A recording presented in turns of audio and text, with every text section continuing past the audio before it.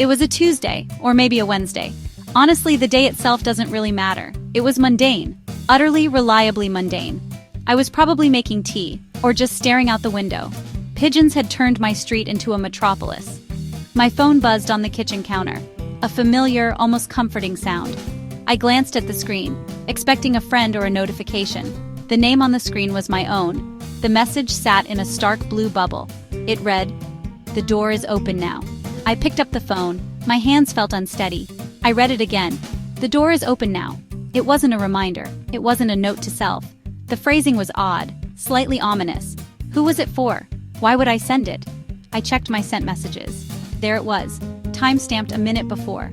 My phone had been on the counter, untouched. I live alone. No one else was in the house. A cold knot formed in my stomach, like hearing a floorboard creak when you know you're alone, a digital creak. My first instinct was to blame the technology. This had to be a glitch, a server hiccup, a crossed wire in the invisible network that connects us all. I pictured my text as a lost piece of mail, intended for someone else. It was a comforting thought, something I could call my service provider about. So I called. Customer service, patient. She listened as I explained, my voice too frantic. She put me on hold, tinny, looping hold music. She came back, polite but firm. No record of network errors, no reported glitches. According to their systems, the message originated from my handset, sent from my SIM card, delivered successfully. To me. That wasn't the answer I wanted. The technical error box was empty. Had I been hacked? A clever prankster? A digital voyeur? I'm not important. No secrets, no fortune. It felt like a waste of talent. I spent the next hour changing every password I could think of, enabling two-factor authentication everywhere. But the memory of the message stayed. The door is open now. An echo I couldn't shake, like changing locks after hearing footsteps in the hall. Feels productive, but doesn't erase that someone or something was already inside. The mystery was no longer external. It was sitting in my phone's memory. With the logical explanations exhausted, my mind began to wander into stranger territories. This is what happens when reason fails. The human brain abhors a vacuum, and in the absence of a rational explanation, it starts to fill the void with more creative and sometimes more terrifying possibilities. Could it have been a form of automatism, like automatic writing but with a smartphone? A subconscious thought bubbling up and firing itself off into the ether without my conscious mind ever being aware of it? Perhaps a part of my brain knew about a metaphorical door that was now open, and this was its only way of telling me. This line of thinking was both fascinating and deeply unsettling.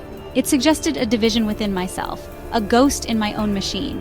If my subconscious could send a text, what else could it do? This wasn't a hacker or a network glitch. This was me, a version of me I didn't know. The idea was almost more frightening than being hacked. A hacker is an external threat, but if the call is coming from inside the house and the house is your own mind, where do you run? I found myself staring at my phone as if it were a Ouija board, a conduit to some hidden part of my own psyche. Then there was the other path, the truly strange one, the path that leads away from psychology, technology, into the realm of the paranormal. Was it possible that something else had manipulated my phone? Not a person, but an entity? A whisper from somewhere else that had momentarily used my device as its mouthpiece? It sounds like something from a cheap horror film, I know. But when you are sitting alone in your quiet house, and your own phone has spoken to you in a voice that is not yours, the line between fiction and reality becomes blurry. Technology is our modern magic. We tap on glass, speak to people across the globe. We carry devices that hold the sum of human knowledge in our pockets. We don't understand how most of it works. Not really. We just trust it. But what happens when that trust is broken? What happens when the magic box does something it isn't supposed to? It suddenly feels less like a tool and more like an artifact, something with its own intentions. The mystery of the text was no longer just about a message. It was about the nature of the device I held in my hand. Feeling isolated in my weird little bubble, I did what so many of us do when faced with the inexplicable. I turned to the internet. Specifically, I found myself typing my story into the search bar of Reddit, which led me to a community called r/Strange. It was a digital gathering place for people who had brushed up against the odd and the unexplained. And as I scrolled through the posts, I realized I wasn't alone. My experience wasn't unique. It was part of a larger, quieter phenomenon of high-tech weirdness that hums just beneath the surface of our hyper-connected world. There were stories remarkably similar to mine. People finding photos on their phones they had no memory of taking. Not blurry pocket shots, but composed, eerie images of their own empty rooms. GPS systems giving drivers calm, clear directions to places that didn't exist, leading them down dirt roads that ended abruptly in the middle of a forest.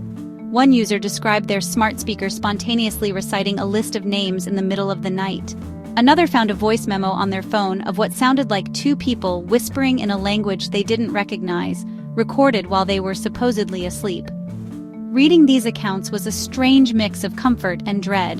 On one hand, it was reassuring to know that I wasn't the only one experiencing these digital hiccups. It validated my own sanity, suggesting this wasn't a personal delusion but a shared anomaly. The sheer volume of similar events pointed away from individual psychosis and towards something systemic. It was the relief of finding other people who had seen the same ghost. We were a small, scattered community of witnesses to the glitches in the Matrix, but on the other hand, the stories amplified the mystery. If this was happening to so many people, in so many different ways, what did it mean? These weren't tales of hauntings in old castles. They were stories of the paranormal manifesting through the very devices we've built to make our world more orderly and understandable. The ghosts were no longer in the attic. They were in the code. They were in the cloud. The R Strange subreddit felt like a collection of modern campfire stories, but the monster wasn't a creature in the woods. It was the unpredictable, sometimes unknowable behavior of the technology we depend on every single day. Weeks have passed since that day. The message is still there in my phone, a tiny digital monument to an unsolved puzzle. I never received another one. The door, whichever one it was, seems to have closed again. I have no answers. I am left only with the experience itself and the questions it raised.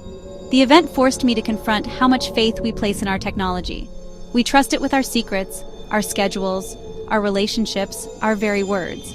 We assume it is a passive tool, an extension of our own will, doing only what we command it to do. But what if it isn't? My experience, and the similar ones shared by others online, suggests that the relationship between us and our devices might be more complex. We've built machines that are so intricate, with layers upon layers of code and network interactions, that no single person can possibly understand them in their entirety. We have created a global technological ecosystem that is, in some ways, a black box. We provide an input and we get an output, but the processes in between are a mystery to most of us. Perhaps these strange events are simply the inevitable result of that complexity, random, meaningless errors emerging from the chaos. But another, more unsettling possibility lingers. As our technology becomes more complex, more interconnected, more intelligent, perhaps it is developing its own quirks, its own emergent behaviors that we can't predict. We're building artificial intelligences designed to mimic human thought and language. We are surrounding ourselves with devices that listen and learn. Is it so far-fetched to think that, once in a while, these systems might produce a ghost? A stray thought? A fragment of data? A line of code that momentarily behaves in a way that feels intentional, even sentient? In the end, the text message remains an open question. It was a brief, fleeting moment where the predictable world of logic and reason was peeled back, revealing something uncertain underneath. It makes me wonder about the future we are building. As we weave technology ever more deeply into the fabric of our lives, are we creating new spaces for the unexplained to manifest? We used to look for ghosts in the static of a television screen. Now perhaps we should be looking for them in the text messages we don't remember sending. Are we the masters of our machines, or are we just learning to live with the digital phantoms we've created?